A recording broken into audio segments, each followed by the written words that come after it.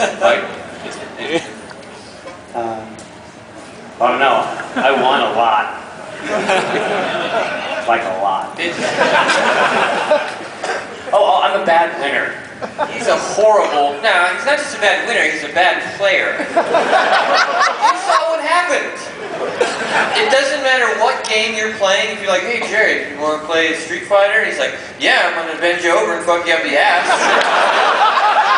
You're like, okay, well I just wanted to play Street Fighter. And then while you're playing, he's like, oh, what do you think of that shit, huh? Open your mouth, take it all. And like, That's not a correct quote. trying to play Street Fighter.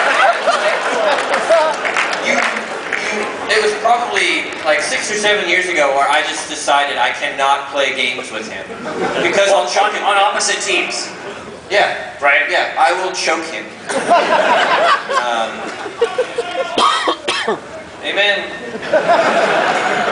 Yeah, so that's been resolved by us not competing anymore. Yeah, we just agreed that if we were going to continue to know each other, and that the murder factor would be diminished if we did not try to openly create scenarios of that kind. Yeah. Sounds good, thanks. In your opinions, what, in the job market of today, what is the most important game-related skill to gain a competitive advantage? Wow. Well, all the people that we know in the industry, I mean, that have been friends of ours that have actually traveled through the ranks, have done it one of two ways. They've been hired up out of Q&A. So they, like our friend Jeff, worked at Nintendo, like answering people's tips on Zelda for years, and then eventually he ended up at their Treehouse, which is sort of like a game consultation firm that exists inside of Nintendo. It's a really neat job, and he came up from the phones.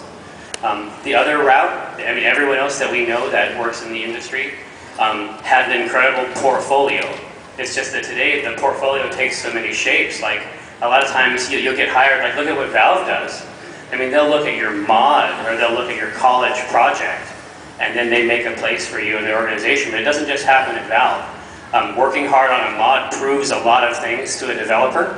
And it also, at the same time, it helps you flex your skills and it acts as an incredible portfolio. So those are the two ways that we know of.